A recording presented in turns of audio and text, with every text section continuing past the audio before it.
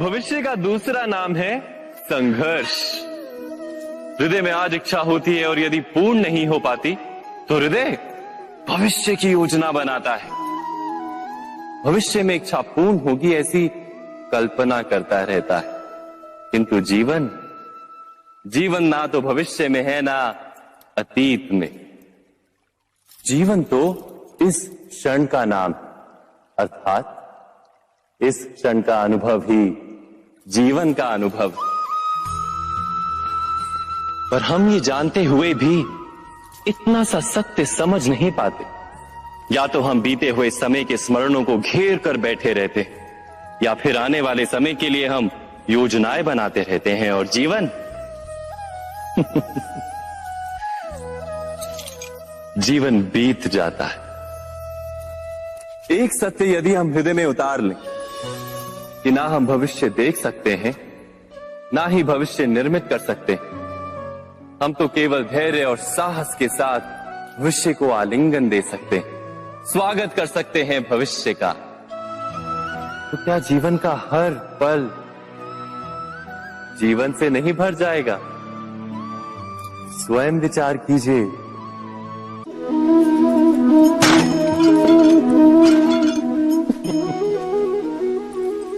कभी कभी कोई घटना मनुष्य के जीवन की सारी योजनाओं को तोड़ देती और मनुष्य उस आघात को अपने जीवन का केंद्र मान लेता। पर क्या भविष्य मनुष्य की योजनाओं के आधार पर निर्मित होते हैं? नहीं। जिस प्रकार किसी ऊंचे पर्वत पर सर्वप्रथम चढ़ने वाला उस पर्वत की तलाई में बैठकर जो योजना बनाता है, क्या वही योजना उसे उस पर्वत की चोटी तक पहुंचाती है? नहीं। वास्तव में वो जैसे जैसे ऊपर चढ़ता है वैसे वैसे उसे नई नई चुनौतियां, नई नई विडंबनाएं, नए नए अवरोध मिलते हैं। प्रत्येक पद पर वो अपने अगले पद का निर्णय करता है। प्रत्येक पद पर उसे अपनी योजनाओं को बदलना पड़ता है। कहीं पुरानी योजना उसे खाई में ना ढकेल दे। वो पर्वत को अपने योग्य नहीं बना पाता, केवल स्वयं को पर्वत के योग्य बना सकता है। क्या जीवन के साथ भी ऐसा ही नहीं? जब मनुष्य जीवन में किसी एक चुनौती को, एक अवरोध को अपने जीवन का केंद्र मान लेता है, अपने जीवन की गति को ही रोक देता है, तो वो अपने जीवन में सफल नहीं बन पाता और ना ही सुख और शांति प्राप्त कर पाता। अर्थात जीवन को अपने योग्य बनाने के बदले स्वयं अपने को जीवन के योग्य बनाना ही सफलता और सुख का एकमात्र मार्ग नहीं। स्वयं विचार कीजिए।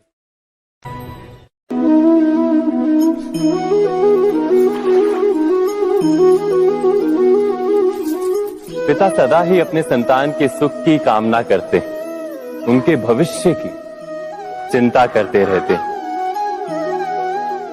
इसी कारणवश सदा ही अपने संतानों के भविष्य का मार्ग स्वयं निश्चित करने का प्रयत्न करते रहते।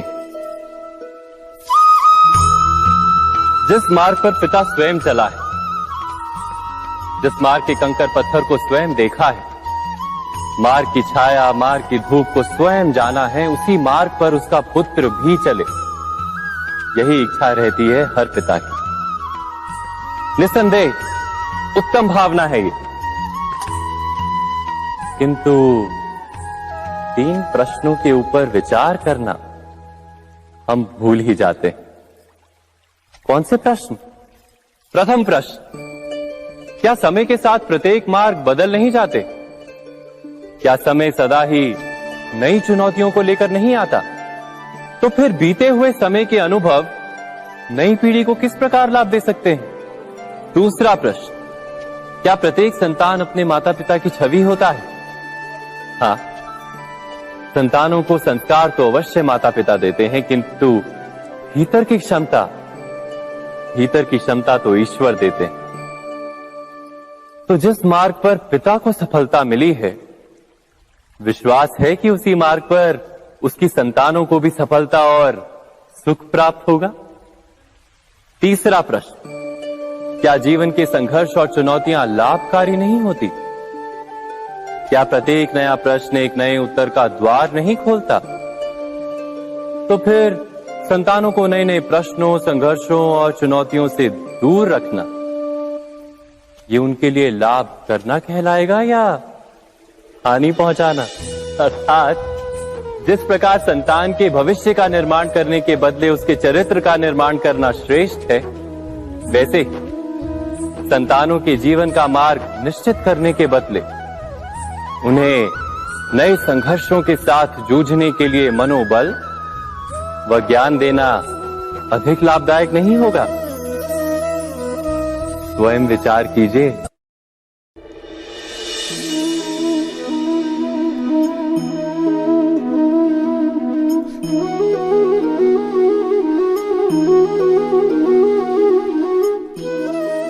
जीवन का हर क्षण निर्णय का क्षण होता है। प्रत्येक पद पर दूसरे पद के विषय में कोई निर्णय करना ही पड़ता है और निर्णय अपना प्रभाव छोड़ जाता है। आज किए गए निर्णय भविष्य में सुख अथवा दुख निर्मित करते हैं, ना केवल अपने लिए, अपने परिवार के लिए भी, आने वाली पीढ़ियों के लिए भी। जब कोई दुविधा सामने आती है तो मन व्याकुल हो जाता है, अनिश्चय से भर जाता है। निर्णय का वो क्षण युद्ध बन जाता है और मन बन जाता है युद्ध भूमि।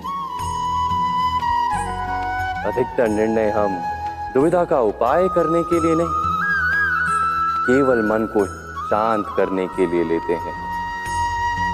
पर क्या कोई दौड़ते हुए भोजन कर सकता है? नहीं। तो क्या युद्ध से जूझता हुआ मन कोई योग्य निर्णय ले पाएगा?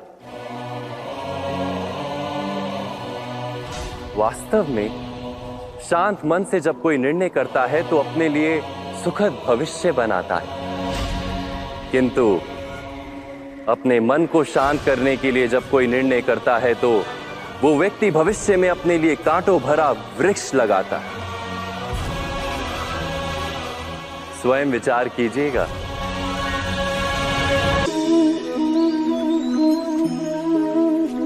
सबके जीवन में ऐसा प्रसंग अवश्य आता है कि सत्य कहने का निश्चय होता है हृदय में, किंतु मुख से सत्य निकल नहीं पाता। कोई भय मन को घेर लेता है। किसी घटना अथवा प्रसंग के बारे में बात करना या फिर स्वयं से कोई भूल हो जाए उसके बारे में कुछ बोलना, क्या ये सत्य है? नहीं, ये तो केवल तथ्य है। अर्थात जैसा हुआ था वैसा केवल बोल देना सामान्य सी बात।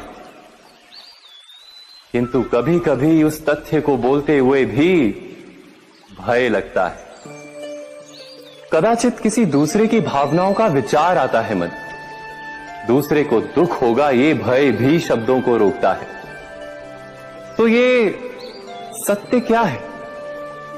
क्या हमने कभी विचार किया है? जब भय रहते हुए भी कोई तथ्य बोलता है तो वो सत्य कहलाता है। वास्तव में सत्य कुछ और नहीं, केवल निर्भयता का दूसरा नाम है। और निर्भय होने का कोई समय नहीं होता, क्योंकि निर्भयता आत्मा का स्वभाव है। अर्थात क्या प्रत्येक क्षण सत्य बोलने का क्षण नहीं होता?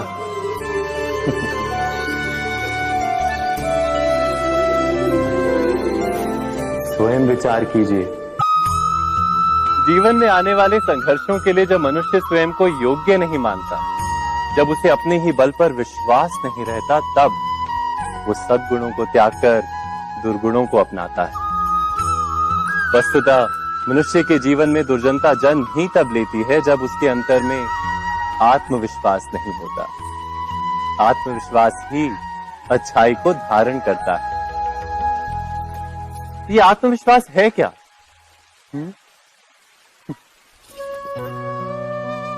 जब मनुष्य ये मानता है कि जीवन का संघर्ष उसे दुर्बल बनाता है, तो उसे अपने ऊपर विश्वास नहीं रहता। वो संघर्ष के पार जाने के बदले संघर्ष से छूटने के उपाय ढूंढने लगता है। किंतु जब वो ये समझता है कि ये संघर्ष उसे अधिक शक्तिशाली बनाते हैं, ठीक जैसे व्यायाम करने से देह की शक्ति बढ़ती, तो प्रत्येक संघर्ष के साथ उसका उत्साह बढ़ता है। अर्थात आत्मविश्वास और कुछ भी नहीं, मन की स्थिति जीवन को देखने का दृष्टिकोण मात्र है। और जीवन का दृष्टिकोण तो मनुष्य के अपने वश में होता है। स्वयं विचार कीजिए।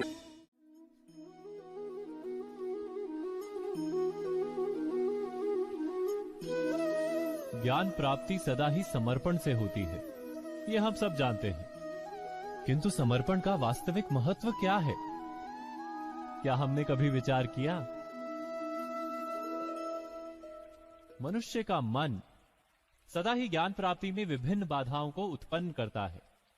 कभी किसी अन्य विद्यार्थी से ईर्ष्या हो जाती है, कभी पढ़ाए हुए पाठों पर संदेह जन्मता है और कभी गुरु द्वारा दिया गया दंड मन को अहंकार से भर देता है। नहीं, क्या ऐसा नहीं होता? न जाने कैसे कैसे विचार मन को भटकाते हैं और मन की इसी अयोग्य स्थिति के कारण हम ज्ञान प्राप्त नहीं कर पाते। मन की योग्य स्थिति केवल समर्पण से निर्मित होती है। समर्पण मनुष्य के अहंकार का नाश करता है। ईर्ष्या, महत्वाकांक्षा आदि भावनाओं को दूर कर हृदय को शांत करता है और मन को एकाग्र करता है। वास्तव में ईश्वर की सृष्टि में ना ज्ञान की मर्यादा है, ना ज्ञानियों की। गुरु दत्तात्रेय ने तो गाय और श्वान से भी ज्ञान प्राप्त कर लिया था। अर्थात विषय ब्रह्म ज्ञान का हो या जीवन के ज्ञान का या गुरुकुल में प्राप्त होने वाले ज्ञान का, उसकी प्राप्ति के लिए गुरु से अधिक महत्व है उस गुरु के प्रति हमारा समर्पण। क्या ये सत्य नहीं? स्वयं विचार कीजिए।